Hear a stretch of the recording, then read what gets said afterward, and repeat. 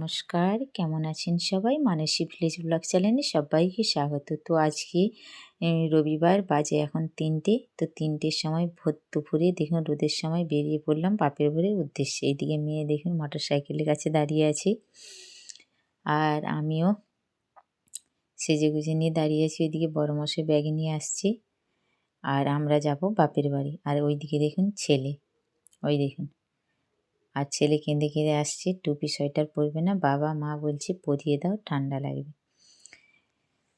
তো ছেলে এত কাঁদছে, আমাকে দেখে কি হাসি পাচ্ছে, সোয়েটার টুপি পরে নিয়ে চশমা পরে নিয়ে। আমি টুপি পরবো না, তো আমি গলার ভয়েস দিতে বাধ্য হলাম, কারণ ওখানে আমার সামনেই তো জানেন কিনামা রয়েছে। তো ওরা সব দাঁড়িয়ে রয়েছে, এত আমার ছেলেকে রাগাচ্ছে, তো অনেক হট্টগোল হচ্ছিলো, সেইভাবেই দিলাম না। দেখলেন তো সবাই দাঁড়িয়ে আছে দেখুন। তো আমার বড় মশাই হাসছে, তো অবশেষে চেপে পড়লাম। দেখুন ওইদিকে ভাই বোনি মা, এই দেখুন কাকিমা সবাই দাঁড়িয়ে আছে, আমার শাশুড়ি মা সবাই। তো চলুন, চলে গিয়েছিলাম। তো বাপের বাড়িতে কি খেলাম না খেলাম কোনো কিছুই আমি ক্যামেরা করতে পারিনি, ব্যস্ত ছিলাম। তো আমার বাপের বাড়ির সবজি বাড়ি দেখুন, এই দেখুন এখানে শসা লাগিয়েছে, গাছটা দেখুন দেখতে কি দারুণ লাগছে। এইদিকে পেঁয়াজ লাগিয়েছে। তো ওরা অনেক কিছু সবজি লাগায়, দেখুন এই যে পেঁয়াজগুলো দেখুন কত সুন্দর হয়েছে দেখুন। আর ওইদিকে দাদা, আর এখানে লঙ্কা লাগিয়েছে, লঙ্কার বাঁধে বাঁধে আলু, আর একটু সামান্য আলু যে ওই আখ গাছের ওই পাশটার দিকে লাগিয়েছে বাড়িতে খাওয়ার মতন। এবছর খুব একটা বেশি লাগাইনি। আর এটির দিকে দেখুন আমি, আমার মা, দাদা বাড়িতেই ছিল। তো আমি বাড়ি আসবো বলে আমাদের ওখানে বাপের বাড়িতে একটি দোকান রয়েছে, পাইকারি রেটে সব কিছু বেডশিট, মশারি, লেপ, কম্বল সব কিছু দেওয়া হয়। তো আমি দুটো মশারি নিয়েছি।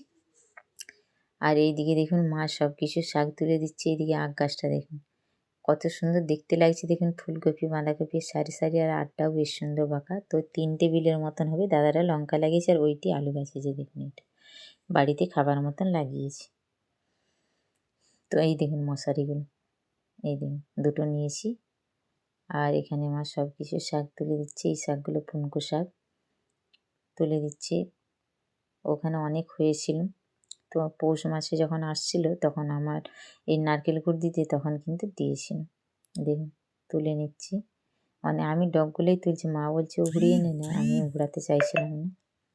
দেখুন এই ধনে পাতা তুলছি, এখানে লাউ গাছ এই হচ্ছে, আর এইগুলো দেখুন লাল আলুর গাছ, কী দারুণ। আর নিজের হাতে কেনা বলুন বাগানের টাটকা সবজি তুলতে ভালোবাসে, সকলেই কিন্তু ভালোবাসে। তো আগে আমি যখন বিয়ের আগে তখনও চাষ করতো সবজি, তো তখন আমি খুব তুলতাম ওখানে যেয়ে, তাই কত স্মৃতি পুরো একদম মনে পড়ে গেল।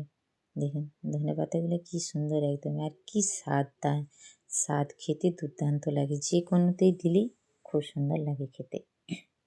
তো পালংগুলোনের বীজ হয়ে গেছে বলে আর নিলাম না, অনেকটাই বুড়ো হয়ে গেছে। আর এদিকে দেখুন ধনে পাতাটা কী সুন্দর একদম ঝাড় হয়েছে, তো আমি তুলে নিচ্ছি। দেখুন তো আমি রবিবার দিন গিয়েছিলাম, সোমবার দিনে বাড়ি ফিরে আসছিলাম। তো খাওয়া দাওয়া কোনো কিছু শেয়ার করা হয়নি।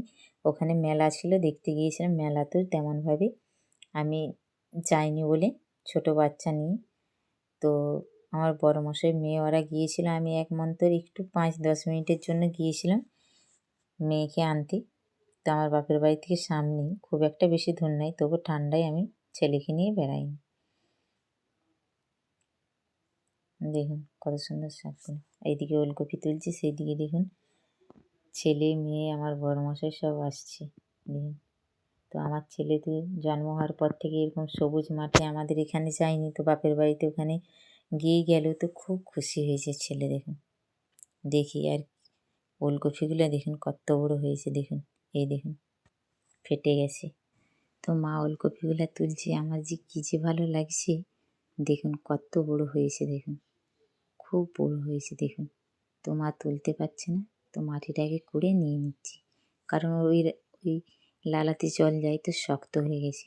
দেখুন কত বড়ো, আর কপিগুলো খেতে কি সেই স্বাদ, আর কেনই বা হবে না বলুন, একদমই টাটকা।